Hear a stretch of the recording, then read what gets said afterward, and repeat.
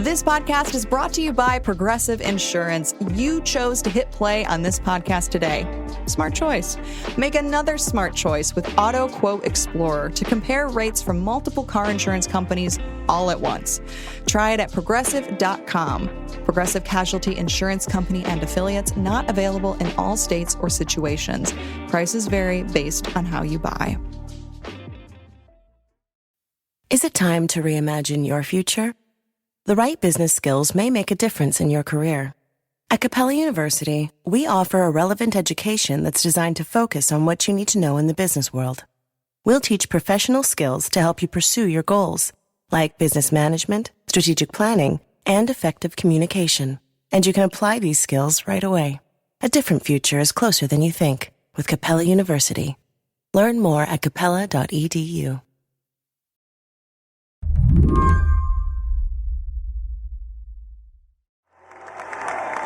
Thank you very much. Wow.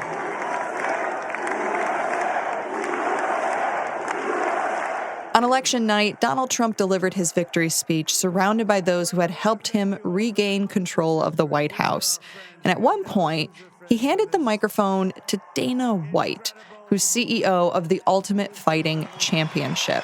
I want to thank some people real quick. I want to thank the Nelk boys, Aiden Ross, Theo Vaughn, Bussin' with the boys, and last but not least, the mighty and powerful Joe Rogan.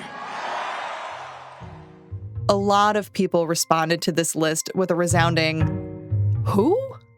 But Wired senior writer Makena Kelly wasn't shocked to hear them.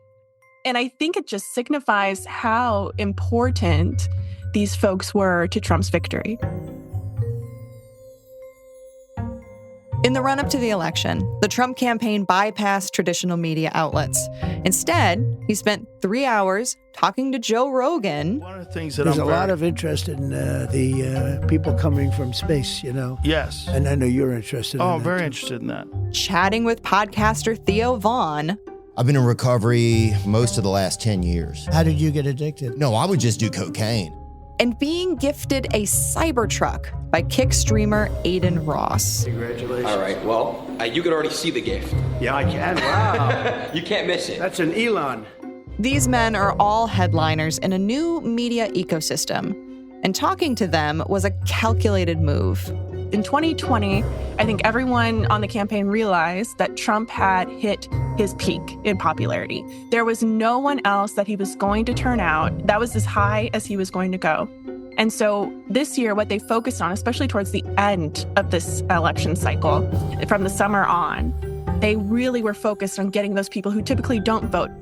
Crucially, these creators all had one thing in common: a largely young male audience.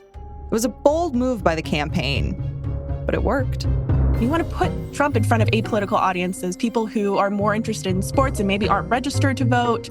And I think, you know, if these podcast appearances and influencer collabs were not the reason for Trump winning, it definitely played a significant role.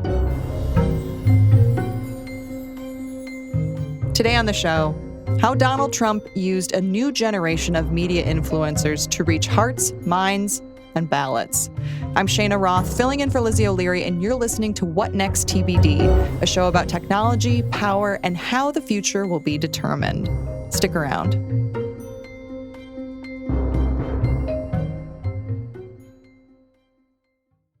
Have you heard about Doublenomics? It's okay if you haven't. It's extremely niche and practiced by Discover. Here's an example. Discover automatically doubles the cash back earned on your credit card at the end of your first year with Cashback Match. That means with Discover, you could turn $150 cash back to $300. It pays to Discover. See terms at discover.com/creditcard. This episode is brought to you by Netflix. From the co-director of Shrek and the visionary behind Toy Story comes Spellbound, a magical new animated adventure starring Rachel Zegler, John Lithgow, Jennifer Lewis, Nathan Lane, and Titus Burgess with Javier Bardem and Nicole Kidman. When a powerful spell turns her parents into monsters, Princess Elian must journey into the wild to reverse the curse before it's too late.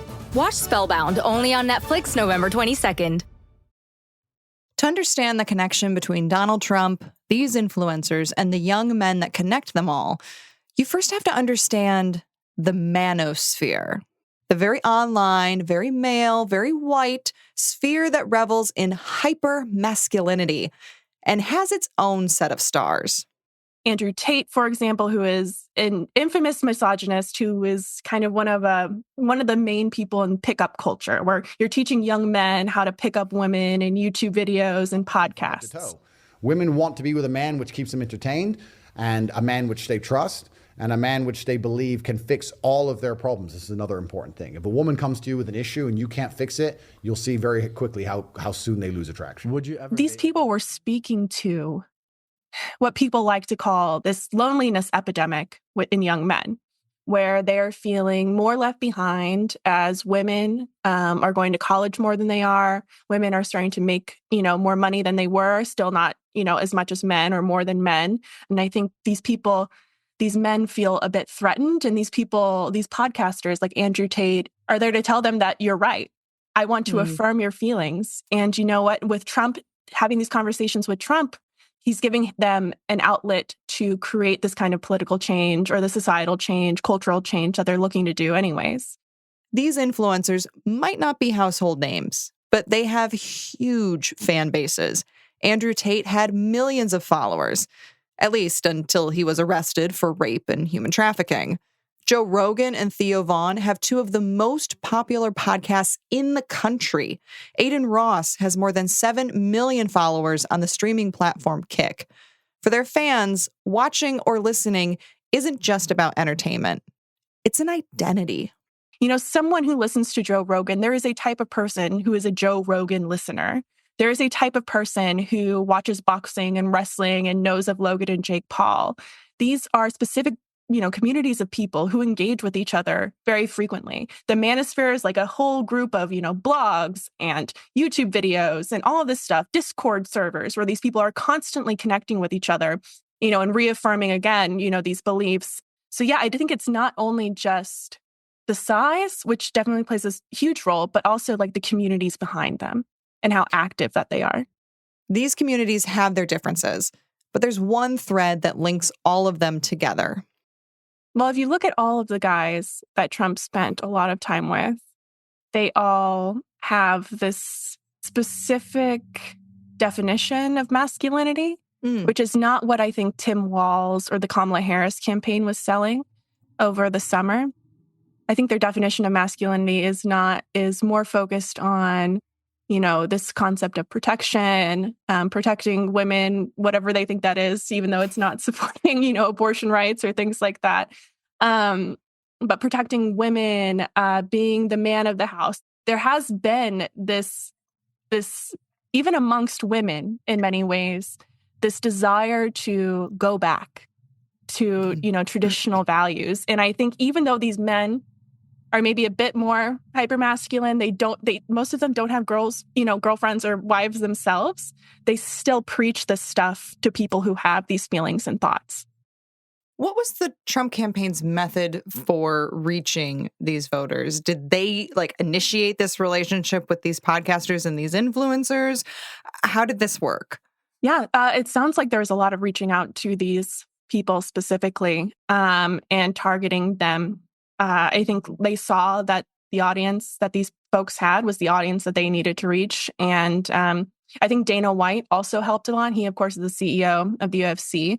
He's well connected to the Paul brothers, for example, people like Aiden Ross. He's in that circle. So I'm sure it was a mix of reaching out to these people and having people on the campaign with pre-existing relationships, setting all of that up. What the Trump advisor told me the day after the election was that traditional media outlets do not reach young men the way that they want to be reached.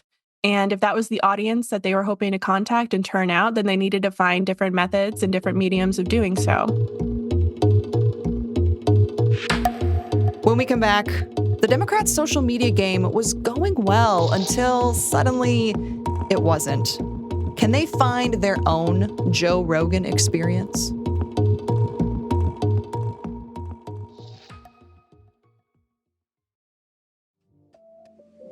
This episode is brought to you by Glean.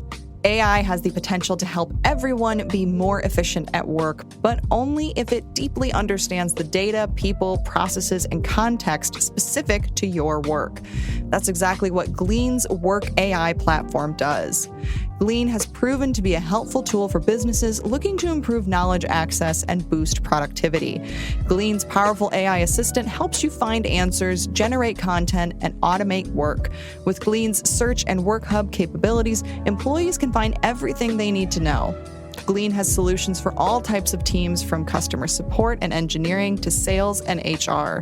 Visit glean.com/TBD to see how Glean can help every employee at your company do their best work with AI. That's glean.com/TBD to request a demo today. Glean. Work AI for all. This episode is brought to you by Etsy. Oh. Hear that? Okay. Thank you. Etsy knows these aren't the sounds of holiday gifting. Well, not the ones you're hoping for. You want squeals of delight. Happy tears. How did you? And spontaneously written songs of joy. I am so happy. Oh yeah, oh yeah, oh yeah. Okay, the song needs a bit of work, but anyway, to get those reactions, make sure everyone on your list feels heard with handmade, handpicked, and designed gifts from small shops on Etsy. Gifts like personalized jewelry, custom artwork, cozy style items, vintage pieces, and home decor to celebrate all of your favorite people and their specific kind of special. For original gifts that say, I get you, Etsy has it. This episode is brought to you by Viore. Give the active people in your life something they'll truly appreciate. Performance apparel from Viore. Whether they're into running, surfing, hiking, or even just casual walks around the block, there's something for everyone. And if you're not sure what to gift them, you can't go wrong with something from Viore's Dream Knit collection. It's the perfect gift and so comfortable. Get 20% off your first purchase today at Viore. VUORI.com/Spotify. Let's turn to the other side of this equation, which is the Democrats. Biden really leaned heavily on influencers in 2020, and they seem poised to capitalize on that in this election too, but it didn't seem to work. What happened? No, I think it actually starts with the Biden campaign before we even move into Harris over the last 100 days or so of the campaign that she ran. We lost the entire narrative of Biden. Who was Biden? We have been told for so long that Biden, he's a sweet grandpa who likes ice cream and wears aviators. Is he that one? Or is Biden the old, Senate man who will save democracy? It was very hard to kind of decide, it was very hard to identify exactly who Biden was. And I think we lost that a little bit. And I think the same kind of happened with Kamala Harris as well, where they were focusing so much on whatever the data and analytics were telling them to do. I think they were just so glued in on that they lost the bigger picture. And we didn't really I think voters didn't really see a true, clear picture of who Kamala was through their digital strategy. It almost sounds like you're saying they overthought it on some level. I think that's exactly it. And I think, there's a big reason why, which I think, a lot of the same people who are running the Biden campaign's digital team this year were the same folks who helped out in 2020. They have been doing this for a while. They, at this point, I think they've developed a playbook and they wanted to refine that playbook. And instead of, they missed the forest for the trees because they were just too glued in on the numbers. They all this content went viral, but it didn't come back together to create that, that real final image of who was it that they were trying to sell to voters. And how did that differ from the influencers for Trump? Yeah, well, I think Trump specifically, he is known. And the people who love Trump are going to turn out for Trump regardless, no matter what. And I think the decision to go after these young men, Trump did it in so many different ways. We talk about the podcasts and Joe Rogan, et cetera, but the one thing we have to mention, like Elon Musk and X, like that is he leans into the same stuff. He leans into the same, people should, have traditional families. They should have lots of children. He likes to, say that he made it on his own and he is this like successful businessman like Trump.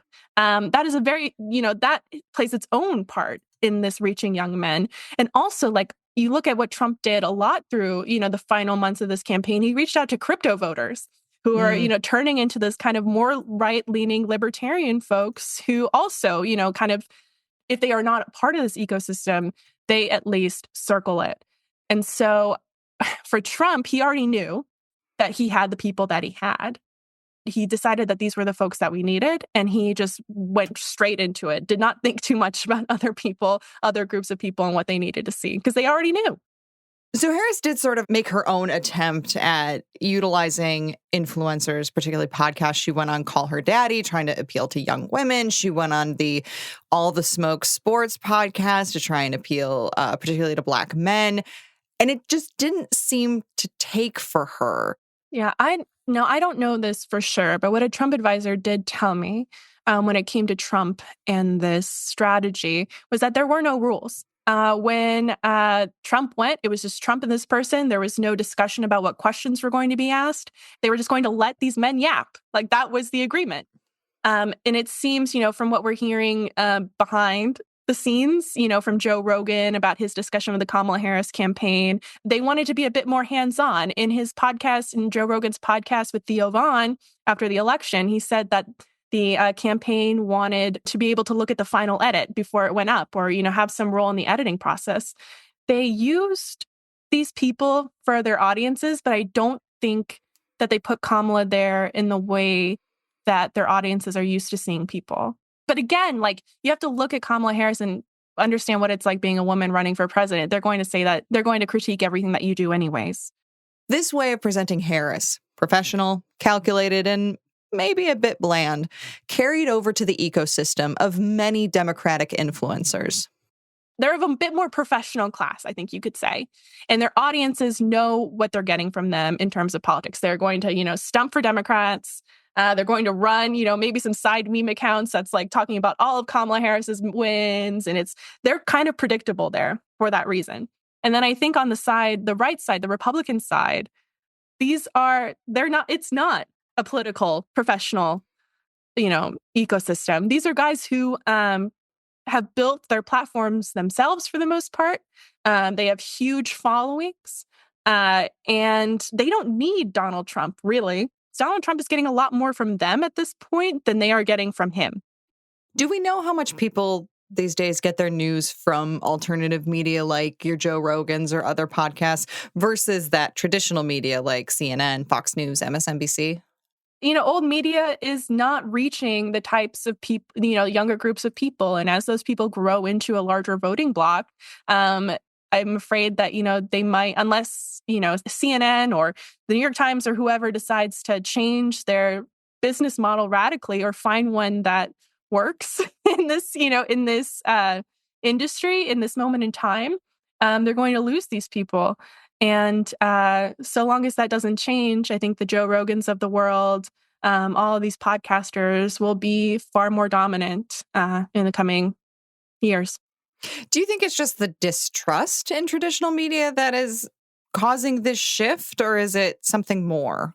Distrust certainly plays a role. Something that I think a lot about as a reporter is how to make myself more than my byline. How am I beyond the name that's on the magazine, right? The black serif font. And how can I take readers in behind what my reporting is in order to maybe earn a little bit more trust and let them get to know me better. Whereas, people know Joe Rogan really well. They watch all of his episodes every week, whether they're driving in their cars or they're working. He's on all the time. They're very familiar with him. What people are seeking more and more online is not just, especially with how fractured the internet is not just a place to post, their thoughts, but they're looking for online communities. I think one of the things that makes people nervous about all of this is that part of the role of traditional media is to be impartial and push back against a campaign when they feel it's necessary. But influencers aren't beholden to that, and they're not even required to assert their bias or sort of make it obvious. I was thinking about how when someone is selling something on social media, they have to put ad. If you are working for a campaign, either directly or indirectly, you don't have to put campaign sponsor or anything on your posts. Is the uptick in alternative media as a way to get a politician's message out concerning to you? Or is it really just an inevitable natural evolution of where our media landscape is going? It's messy. And it's going to continue to get messier. And I think I would want to be a bit more optimistic about audiences online. And I think a lot of them are starting. I saw so much pushback from TikTokers, just regular users on Instagram being like, this person sold out to the Biden campaign or whatever. You know, we don't know if they actually, received money per se, but they definitely, towed the party line. And I think that was pointed out a lot by audiences. And I think the best case scenario for the future is the best parts of influencer media meet the best parts of journalism and create something that, is still fact-checked and is, holds a certain standard of ethics, but also, understands that these people know what they're doing, at least in a couple different ways, right? And we should take lessons from them. We shouldn't just disregard them entirely, because of course, there's a reason why they're so popular, and we can learn from that. Makena Kelly, thank you so much for joining us. Of course, great being here.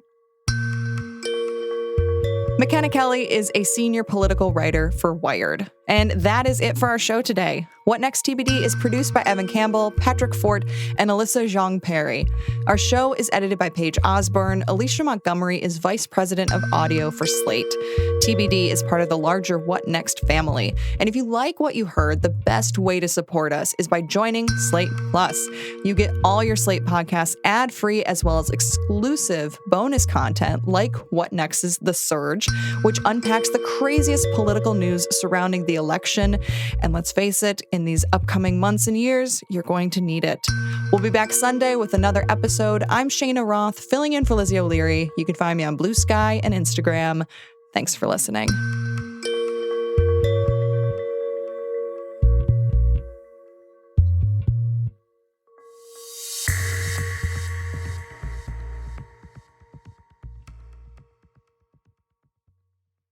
Hey guys, it is Ryan. I'm not sure if you know this about me, but I'm a bit of a fun fanatic when I can. I like to work, but I like fun too. And now I can tell you about my favorite place to have fun. Chumba Casino. They have hundreds of social casino style games to choose from with new games released each week. You can play for free and each day brings a new chance to collect daily bonuses. So join me in the fun. Sign up now at ChumbaCasino.com. Sponsored by Chumba Casino. No purchase necessary. VGW Group. Void where prohibited by law. 18+. Terms and conditions apply.